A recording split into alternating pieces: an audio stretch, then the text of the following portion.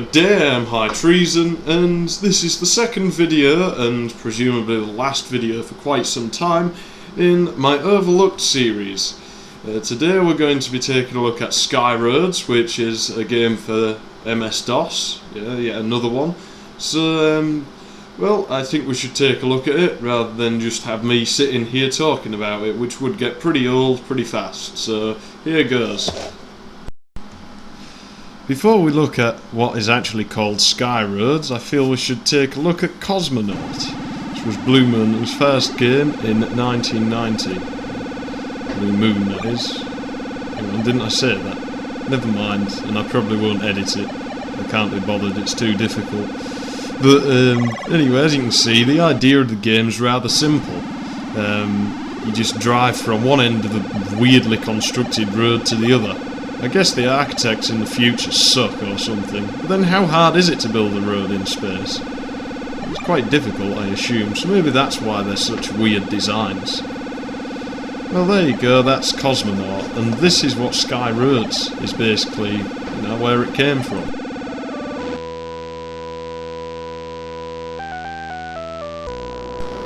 So here is what we would call SkyRoads. Please excuse the corrupted video, I can't do anything about it. Everything's just literally giving up on me as I speak, so this is the best I can do. I'm never going to do this game justice anyway, I just can't. But as you can see, introduction, nothing special, so just to look at that, you're not really going to think the game's anything awesome. And this is 1993, and like I said, a remake of Cosmonaut, but so much better. If you leave it a demo plays, and the guy who plays it does the road perfectly, so he's a hell of a lot more skilled than I am, because I usually blow up a few times.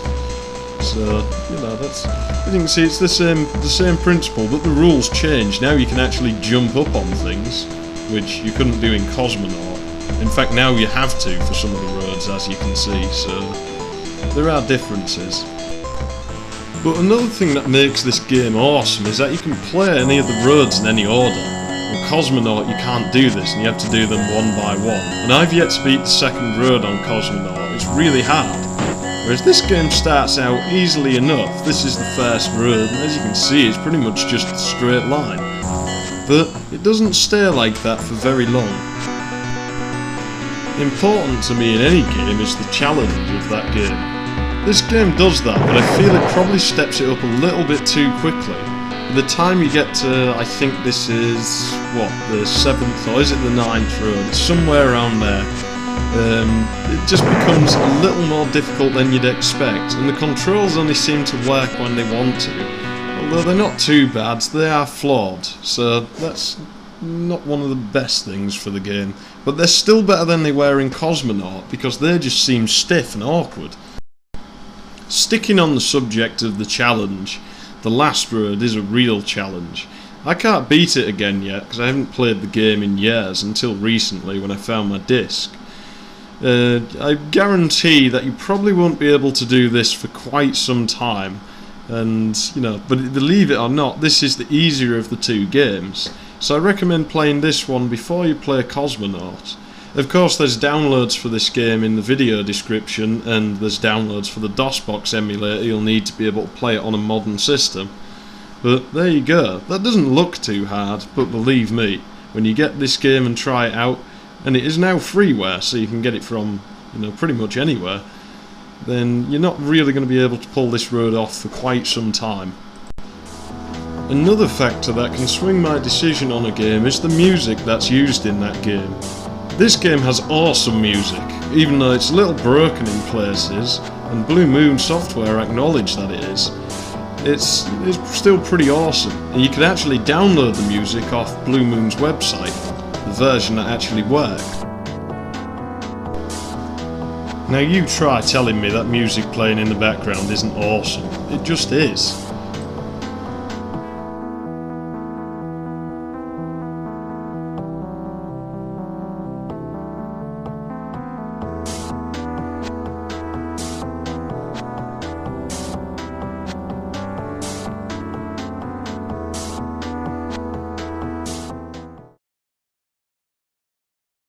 There was even a Christmas special of this game, which was even harder. It features the same music as the original game, but has different backgrounds and roads, and like I say, it's a hell of a lot more of a challenge. I think it's probably harder than Cosmonaut, to be honest. I haven't really had a chance to play this one that much yet, but it's worth a look. Well, this is just about all I can really think to say about the game. You know, in conclusion, sort of summarise what I've said, the game's challenging. The challenge steps up gradually. Other than that, you know, the controls are decent enough. They have occasional problems, but that only happens every now and then. The music's good, the sound effects, the very few, they're pretty good. I haven't really been able to demonstrate those, unfortunately, but you should soon find out if you try this game. And I really do recommend giving it a try. It's a shame that nobody really remembers this game. It did well enough when it came out, but nobody seems to even know it exists anymore.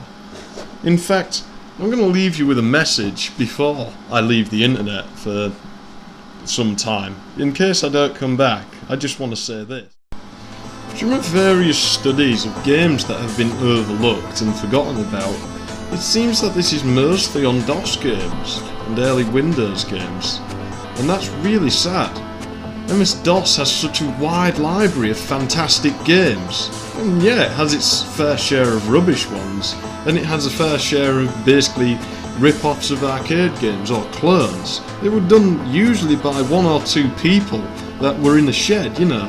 In fact, it was probably the last industry to be, run by people like that. But that made it a hell of a lot more interesting. There are so many games that you should try out, and there's a website I recommend looking at, to which there's a link to in the video description. This is called the DOS Museum. This has games that even I didn't know existed for DOS. You should really try it out. You know, I urge you to do so in case I don't come back, and then I'm not going to be able to tell you about these things. It's a real shame. I think more people need to look into this. But then what else is sad is the fact that there are people who won't play a game simply because it's old and the graphics aren't photorealistic. That's also a real shame. They don't know what they're missing out on. Graphics do not make a game. I mean, SkyRoads, yeah, the graphics are good, but even if they were absolutely terrible, the game would still probably be awesome. So I advise looking at more DOS games. They really need to be looked at. Otherwise, what's going to happen to them? Are they just going to disappear? I mean, I don't know, but that would be such a shame if they did. So we need to preserve these things, not only on DOS, I mean there's loads on consoles and everything as well.